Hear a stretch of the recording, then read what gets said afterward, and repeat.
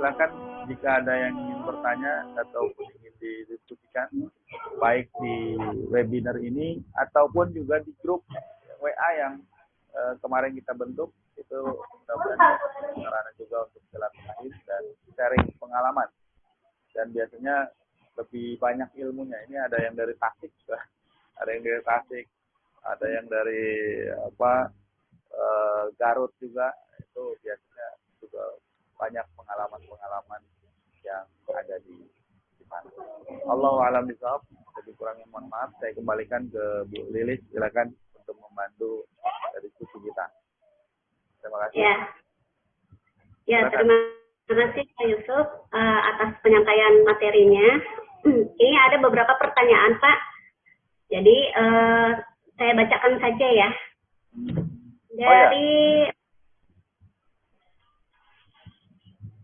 Dari Pak Tejo. Lele saya sudah umur sekitar 6 minggu. Ukurannya tidak merata. Yang paling kecil ukurannya hanya setengah dari yang paling besar. Dan untuk peletnya yang besar selalu rakus. Sedangkan yang kecil sepertinya tidak atau kurang suka dengan pelet yang ukuran sekitar 3,3 sampai 4 mm.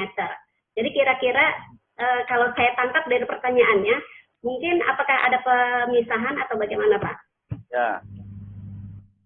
Nah, buat teman-teman semuanya, penting sekali kita melakukan yang namanya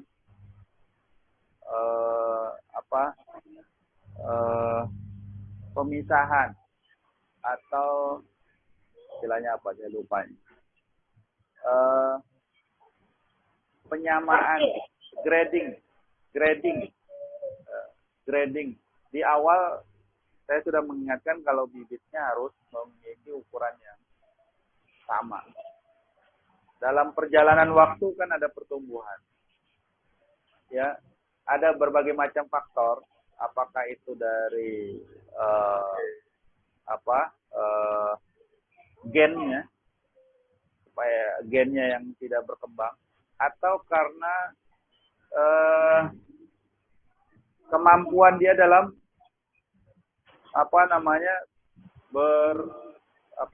mencari atau bergumul gitu, makan.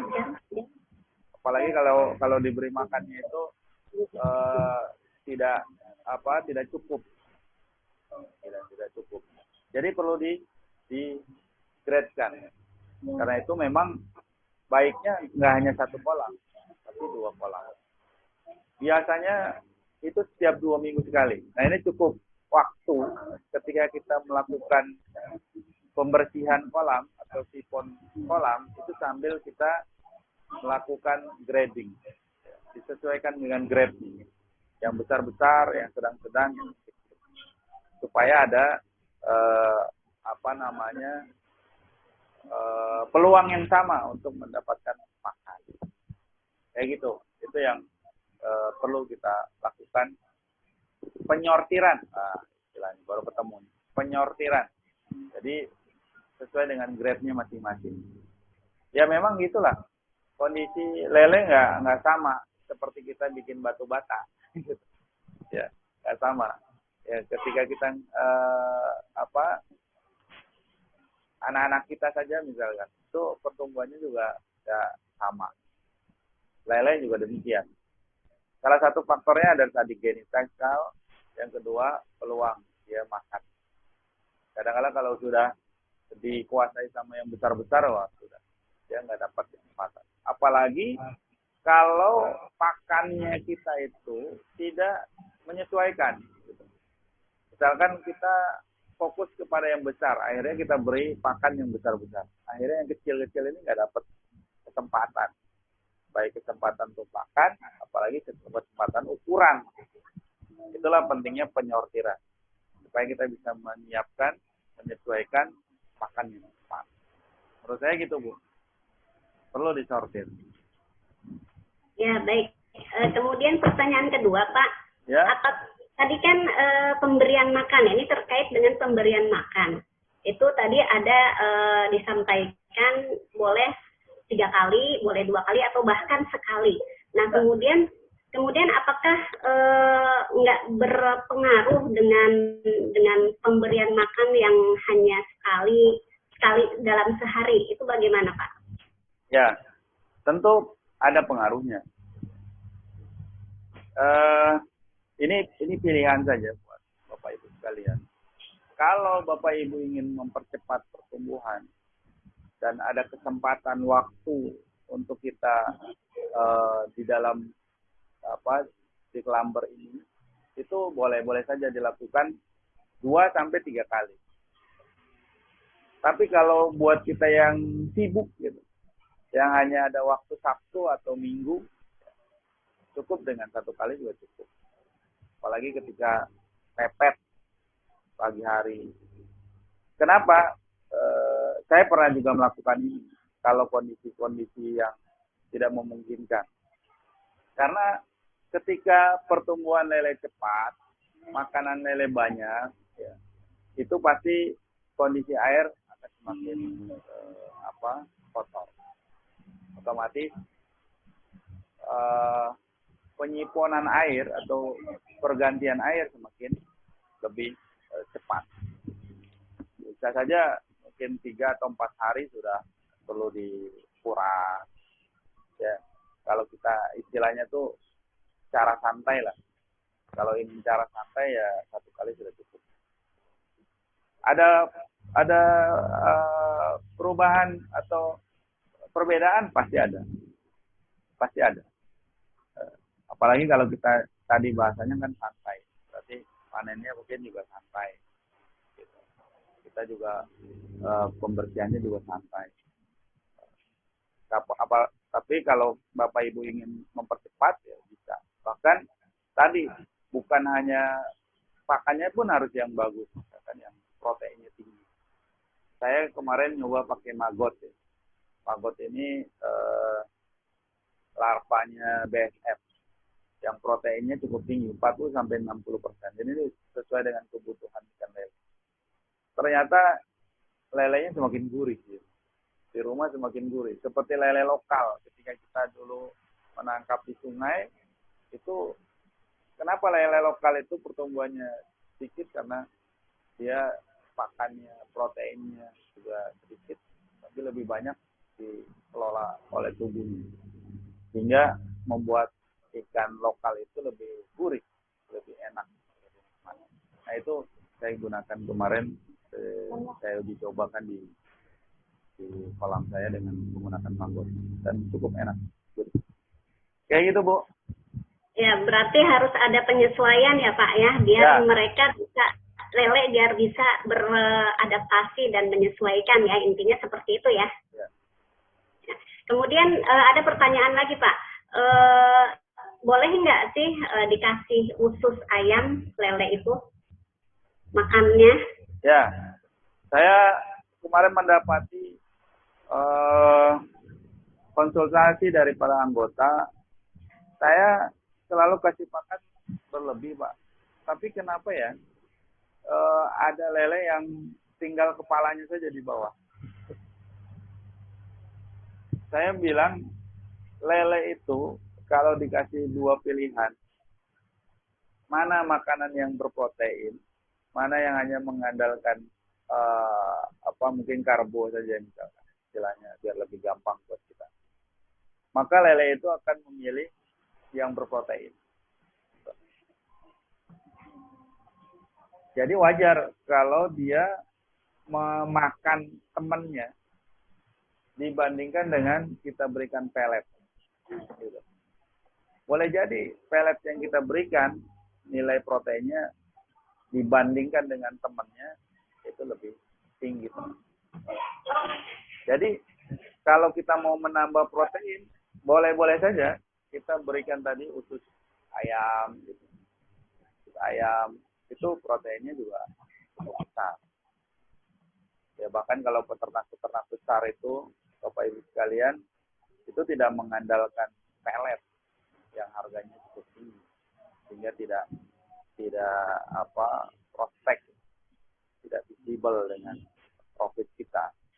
Mereka biasanya gunakan ayam tiren atau ada telur telur yang gagal ditetaskan, ada sosis busuk, ada tadi yang saya sampaikan ada maggot. Itu untuk mensuplai protein tinggi. Di samping mungkin juga dibuatkan makan-makan yang sifatnya tadi karbohidrat atau organik, ada cacahan sayuran, itu boleh-boleh saja. Tapi buat mohon diperhatikan, itu untuk peternak besar yang kolam-kolamnya besar, yang ikannya ribuan, bahkan ratusan ribu atau puluhan ribu. Buat kolam lele kita yang ember ini, mohon juga diperhatikan. Jangan sampai itu menambah sampah di kolam kita. Jadi kalaupun kita ingin memberikan misalkan khusus ayam, itu perlu dibiasakan. Kalau perlu dicincang-cincang. Itu dicincang-cincang. Dan kita lihat porsi makan mereka. Jadi nggak asal cemplungin. Asal cemplungin. Itu akan menjadi sampah. Gitu. Kemudian kalau mau dikasih organik, daun-daunan itu juga perlu adaptasi mereka. Saya pernah ngalamin ketika dikasih maggot terus-menerus setiap hari selama 1 pekan. Pekan selanjutnya ketika dikasih pelet, dia ogah-ogahan makan. Akhirnya saya puasakan dulu 1 hari. Ketika dia lapar, baru saya kasih pelet. Setelah itu baru diselang-seling. Pagi pelet, sorenya pakai maggot. Gitu. Supaya ada variasi makan. Jadi gitu Bapak Ibu sekalian. Boleh saja pakai usus ayam. Gitu Bu. Ya, baik. Kemudian ada pertanyaan lagi Pak. Tanaman organik yang di ember lele bisa nggak selain kangkung? Oh ya. Bisa. Tetapi harus menggunakan tambahan media. Media yang bagus ya tetap tanah. Ya. Selama ini yang paling mudah kita belajar hidroponik saja. Ya. Hidroponik yang mudah kena akar air itu ya kangkung, kemudian ada mungkin pakcoy, sawi. Ya. Tapi kalau ingin nanam misalkan cabai itu nggak bisa, karena itu. Tapi bisa kita siasati dengan, kan tujuannya adalah airnya itu yang kita manfaatkan. Misalkan ya kita siasati pertama dasarnya tetap menggunakan arang. Dia akan menjadi menyerap air satu dan tidak membuat kotor kolam, akan membuat kolam menjadi lebih jernih. Kemudian atasnya baru kita kasih tanah, media tanah. Selanjutnya baru kita kasih tanam cabai. Itu kalau bisa. Tapi kalau kita langsung berikan cabai nggak akan hidup. Kenapa? Karena dia memang tidak bisa. Jadi kalau Bapak Ibu sekalian ingin berubah, itu perhatikan juga. Mungkin literatur hidroponik cukup banyak. Apakah itu pakai pakcoy atau pakai bayam, segala macam yang memang bisa menggunakan pola hidroponik. Gitu Bu. Baik. Kemudian ada satu lagi Pak, pertanyaan. Boleh tidak media tanaman kangkung itu bukan arang tapi busa? Apa? Iya. Busa. Bisa ya? Busa ya? Jadi medianya itu bukan arang Pak, pakai busa, bisa nggak itu? Oh, sebetulnya kalau pernah belajar hidroponik itu ada istilah dikenal rock wall. Rock wall itu mirip seperti busa. Ya tujuannya adalah untuk menyerap air. tujuannya untuk menyerap. Kalau arang itu biasanya digunakan dulu para petani anggrek. Karena arang ada karbon aktifnya sekaligus juga untuk penyerapan air. Gitu. Boleh saja. Bahkan biasanya hidroponik juga menggunakan sumbu, apakah itu bekas bahan baju yang punya daya serap tinggi, itu bisa dimanfaatkan. Gitu. Ya, itu bisa pakai. Intinya pertama untuk penyerapan, yang kedua untuk sebagai tempat untuk akar ya, tumbuh. Dia bisa ditembus oleh akar. Yang biasa dipakai oleh hidroponik itu rock wall. Itu boleh. Ya gitu, Bu. Bagaimana Bapak Ibu, sudah jelas ya jawaban dari Pak Yusuf? Walaupun ada yang ditanyakan lagi, silakan Pak, masih ada waktu. Berapa pertanyaan Pak? Sepuasnya aja. Ini waktu sudah 11:30. 12 ya? Oh iya. Ya. Berapa pertanyaan Pak kira-kira? Dibuka aja lagi. Mungkin 3 atau 4 pertanyaan. Ya, silakan Bapak Ibu yang mau bertanya langsung pada Pak Yusuf. Pak Komandi. Pak Yusuf 13 Desember.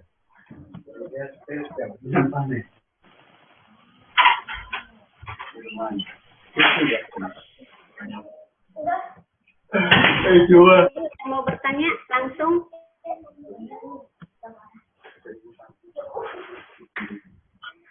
Assalamualaikum. Boleh bertanya langsung? Silakan, Bu. Pak. Silakan Pak. Kayaknya juga begitu deh, karena baby juga sekarang. Pak Yusuf, saya kalau lihat di YouTube itu banyak yang memberikan biotik itu gimana Pak penjelasannya? Oh. Biotik ya, Pak? Probiotik ya. Assalamualaikum. Salam. Terima kasih Pak pertanyaannya. Ya. Probiotik itu kalau penggunaannya benar, dia akan menjadi di dalamnya kan ada bakteri-bakteri baik. Dia akan menambah kesehatan dan juga perkembangan lele kita. Tapi kalau penggunaannya salah, dia akan menjadi pembunuh. Gitu. Jadi pembunuh. Kalau saya terus terang, walaupun saya belajar bioflok, kenapa saya tidak menerapkan bioflok? Saya tidak dalam rangka untuk menegatifkan, tidak. Tapi saya membuat cara mudah saja. Karena kalau belajar bioflok itu persiapan airnya itu butuh sampai 10-15 hari. Kadang-kadang kita pengen instan. Banyak anggota di Klamber itu yang beli kolam itu paketan. Beli kolam, ember, dapat bibit kangkung dan segala macam paketan. Hari itu beli, hari itu terkirim, hari itu juga ditebar. Apa yang terjadi? Bibitnya mati semua. Bibit lelenya mati semua. Protes, Pak, kok mati semua? Ya gimana nggak mati? Kolamnya nggak dipersiapkan, akhirnya bau plastik. Kolam lele itu menjadi bau plastik. Karena kan medianya ember itu dari plastik. Dan pasti plastik baru itu akan menimbulkan bau. Nah itu perlu jeda waktu minimal 2 hari. Bahkan untuk yang baru saya tambahkan gunakan daun pepaya. Jadi digosok-gosok dulu untuk nyuci embernya dengan daun pepaya. Kalau daun pepaya nggak ada, pakai bawang putih. Justru bagus ini materinya sekarang. Bawang putih, setengah siung saja. Setengah siung saja. Itu tetap diendapkan 2 hari. Nah, Bapak Ibu sekalian, probiotik itu cukup bagus kalau pemanfaatannya bagus. Jadi ini perlu pembelajaran khusus lagi. Tapi saya ingin tambahkan, saya menggunakan juga probiotik, tapi bukan untuk di kolam. Tapi biasanya saya gunakan untuk fermentasi pakan juga. Karena kalau tadi di kolam, itu butuh 15 hari. Jadi kadang-kala 15 hari itu pun belum tentu berhasil. Jadi resikonya tinggi.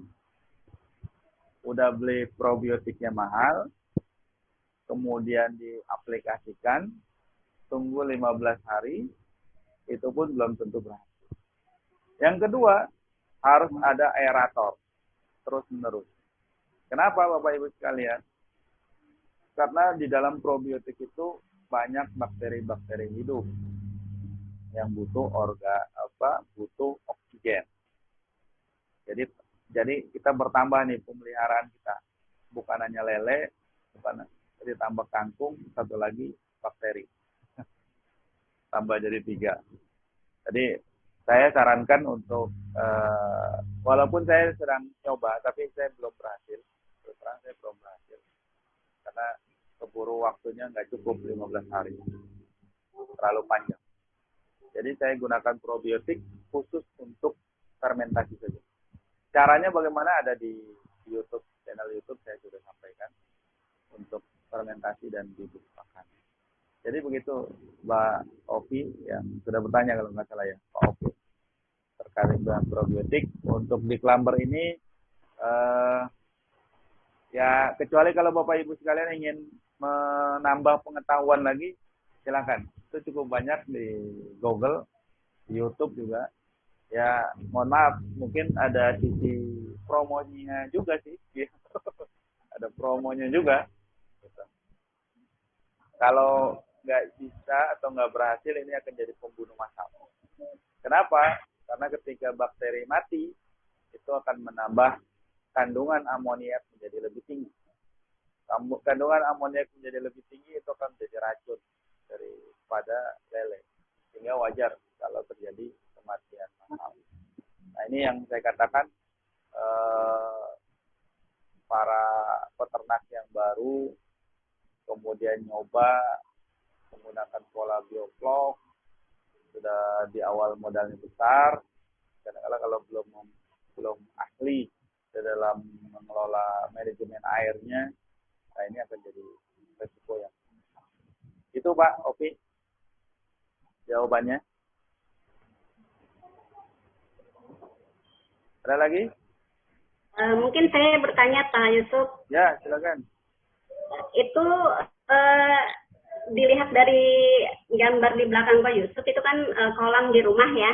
Itu ukuran berapa? Kemudian satu ember itu rata-rata isi lelenya berapa? Ukuran berapa Pak? Ya. Saya biasa menggunakan bibit ukuran 12 sampai 15. Tapi ini karena saya atur sebulan sekali panen. Kemarin harga bibit cukup tinggi.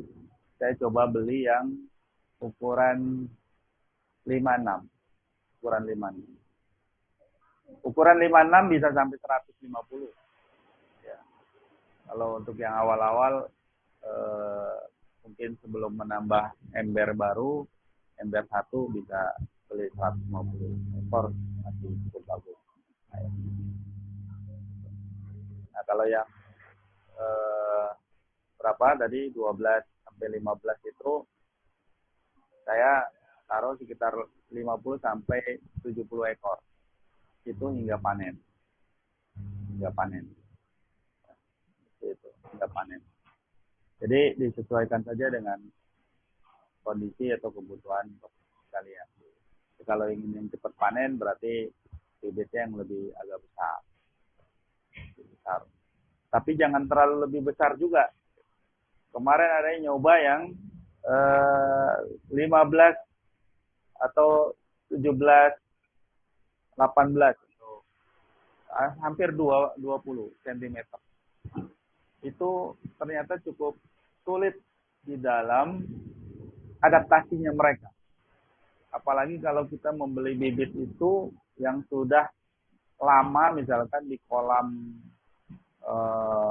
kotak, itu akan sulit ketika beradaptasi di kolam bundar seperti kolam kita. Atau ada yang di kolam kotak kemudian beton, itu juga beda lagi tuh. Apalagi yang di kolam tanah, itu akan menjadi sulit. Tapi ketika dia masih kecil, itu adaptasinya lebih mudah. Walaupun rata-rata para pembenihan atau ya pembenihan itu rata-rata sekarang di kolam terpal. Jadi akan lebih mudah beradaptasi ketika bertemu dengan kolam yang juga dalam bahan dasarnya dari plastik. Jadi itu Ibu maksimalkan. Sebetulnya bisa dimaksimalkan tadi dengan cara probiotik, ini kepadatan. Tapi syaratnya tadi probiotiknya bagus dan ada aerator. Kolam yang 100 ekor itu bisa lebih daripada 100 atau 150 ekor dimaksimalkan kepadatan. Gitu. Kepadatannya cukup tinggi. Karena apa? Karena akan dibantu oleh aerator pertama, yang kedua oleh bakteri tadi yang mengurai pakan-pakan, kotoran-kotoran itu menjadi pakan alternatif tambahan buat lele. Seperti itu. Masih ada? Silakan Bapak Ibu. Mungkin satu lagi Pak dari saya Pak. Oh ya. Biasanya kan lele itu kanibal ya Pak ya. Apakah itu dikarenakan dia kurang makan atau bagaimana Pak? Ya. Pertama, memang karakteristik lele itu kanibal. Ada beberapa faktor yang membuat lele itu kanibal. Pertama, karena grade yang terlalu jauh. Ya. Karena itu perlu penyortiran. Itu yang pertama. Yang kedua, karena lele itu lapar. Otomatis dia akan mencari pakan alternatif. Yang dekat yaitu temannya. Itu yang dia makan. Yang ketiga, karena lele itu ada luka. Nah, luka itu akan menimbulkan darahnya, atau luka darah itu akan menambah menimbulkan aroma yang membuat mereka bersemangat untuk makan karena mengandung protein. Nah, ini biasanya yang di kanibal itu yang terkecil atau kadang-kadang yang besar tapi dia lupa gitu. Jadi jangan salah, yang mengkanibal itu nggak harus lele besar. Lele kecil pun juga akan mengkanibal, terutama kepada lele yang sedang luka, yang sakit atau luka. Nah, itu akan menambah aroma buat lele yang lain untuk memakan mereka. Jadi gitu. Jadi grading, penyortiran penting, pemberian pakan, dan yang ketiga kalau mau dilakukan adalah pengisolasian yang sakit. Itu akan terlihat. Biasanya kalau yang sakit itu banyak luka-lukanya di tubuhnya, ada kelihatan darahnya. Itu kalau ada tempat yang bisa untuk isolasi, lebih baik isolasi. Kalau enggak ya sudah, itu kemungkinan kalau dia fisiknya kuat dia akan sembuh, kalau tidak ya dia akan dimakan oleh teman-teman. Walaupun kita kasih obat, tapi juga harus perhatikan. Kadang-kala seringkali kita salah mengobati satu tapi meracuni yang lain. Mengobati satu tapi meracuni yang lain. Itu bisa terjadi kalau kita salah dalam pengelolaan. Lebih baik diisolasi, itu yang lebih gampang. Itu Bu. Ada satu pertanyaan lagi dari peserta, masih bisa Kak, Pak? Ya, silakan. Masih ada kesempatan. Terkait pemilihan jenis pelet ini Pak, untuk pakan sejak dari kecil sampai lele dewasa itu apakah sama atau ada ukurannya? Ya tentu tadi disesuaikan dengan bibit yang kita miliki. Kalau bibit yang kecil, otomatis kita harus menyiapkan pelet yang kecil. Misalnya PF 500 itu 500 mili diameternya. Lebih kecil, diameternya kecil. Kemudian ketika dia tumbuh harus disiapkan PF 500 atau PF 1000. Tapi biasanya kalau saya ketika bibitnya sekitar 14-15 itu pelet 1000 sudah bisa masuk. Pelet 1000. Sampai dia panen masih bisa. Apalagi kalau kita nggak mau susah milah-milah, kecuali memang grade-nya terlalu jauh gitu ya. Yang satu masih kecil sekali ya 56 tadi saya harus kasih pelet yang 500 untuk memudahkan dia makan. Jadi memang harus ya kalau tadi bibitnya yang beragam ini atau setiap kolam berbeda-beda ukurannya, maka harus disiapkan sesuai dengan lele itu sendiri. Supaya tadi tidak terjadi lele kesulitan untuk makan lele ya pakan pelet yang tidak sesuai dengan ukuran mulut, tidak sesuai ukuran. Gitu. Saya kira kayak gitu ya. Harus disiapkan. Bahkan kalau yang lebih kecil lagi, saya punya teman dia memang jual bibit. Jadi bukan di pembenihan, tapi di pembesaran, tetapi pembesaran 1 cm ke 3 atau 4 cm. Itu biasanya menggunakan cacing sutra. Karena lebih halus lagi. Dan cacing sutra proteinnya cukup. Jadi untuk memenuhi di awal itu. Tapi setelah 56 itu sudah mulai pelet. Itu sudah mulai disiapkan pelet. Karena cacing sutra mahal. Itu Bu. Baik, insya Allah sudah terjawab ya Bapak Ibu pertanyaan-pertanyaan. Mungkin kalau seandainya ada yang belum terjawab nanti dilanjut di grup WA karena sudah menunjukkan jam 11.48 Pak. Oh. Mungkin ada close statement dari Pak Yusuf Pak. Ya. Saya ucapkan terima kasih sebelumnya kepada teman-teman di Klamber, sobat di Klamber yang ada di Sumatera, Sulawesi, di Jawa. Ya, mudah-mudahan ini menjadi sarana kita untuk bersilaturahim ya, terus menerus, kemudian juga berinteraksi dan mengembangkan hobi kita menjadi hobi. Gitu. Boleh jadi dari di Klamber ini banyak melahirkan ya, bukan hanya sekedar petani, tapi juga banyak juga lahir bisnis-bisnis yang lain. Dan di Klamber ini adalah ilmu dasar. Tadi cukup banyak ya. Salah satu pertanyaan probiotik dan segala macam itu ilmu kembangan daripada budidaya ikan lele. Ya. Cukup banyak. Bahkan ada sistemnya, ada sistem bioflok, ada sistem rak, ada sistem river, ya.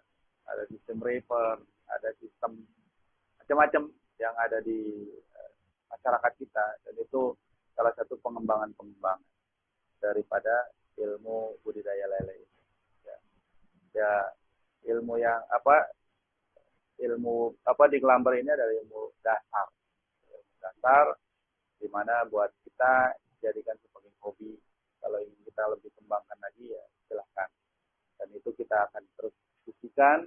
Boleh jadi ilmu Bapak Ibu sekalian lebih banyak dibandingkan pengalaman dan pengetahuan saya, apalagi dengan dunia digital sekarang cukup terbuka ya. Kadang-kadang saking banyaknya membuat kita bingung. Seringkali saya dapatkan anggota di Kelamber yang baru itu begitu bersemangat, akhirnya mengambil ilmu dari mana-mana, kemudian akhirnya menjadi problem. Nah ini buat kita semua yang terus belajar, mulai dari happy dulu, hobi ini jadi happy dulu. Selanjutnya kalau kita ingin mau mengembangkan ke wilayah bisnis, ya, kita akan dapatkan hoki. Itu akan lebih mudah. Di mana problem-problem, di mana krisis-krisis, proses-proses yang menimbulkan krisis itu harus kita perhatikan lebih. Jangan sampai begitu semangat, modal sudah besar, resikonya nggak dipikirkan, akhirnya kita mendapatkan kecewa. Itu banyak yang terjadi. Saya tahu banyak. Tadi saya sampaikan teman-teman yang dulu belajar juga banyak yang bertumbangan satu persatu. Padahal modalnya sudah begitu besar, dia keluarkan. Tidak berani lagi untuk melakukan ternak lele budidaya ini karena belum siap mental kita. Itu mungkin buat teman-teman semuanya, semangat bersilaturahim itu sangat penting, karena itu di grup ini tidak akan bahkan mungkin terus bertambah.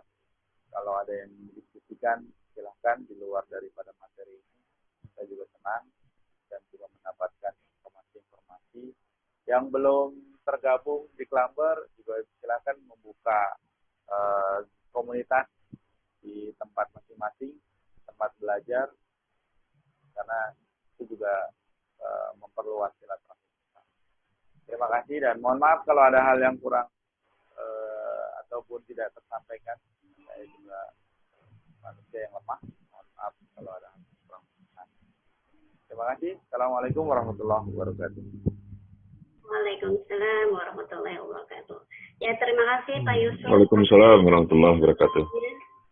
Dan saya ucapkan terima kasih juga kepada Bapak Ibu yang sudah mengikuti webinar ini di Kelamber. Mudah-mudahan bisa diambil ilmu dan bisa langsung dipraktekkan ya Bapak Ibu ya. Dari saya cukup sekian, dan Iwakaf juga mengucapkan sekali lagi terima kasih atas partisipasi Bapak Ibu. Dari saya cukup sekian. Assalamualaikum warahmatullahi wabarakatuh. Waalaikumsalam warahmatullahi wabarakatuh.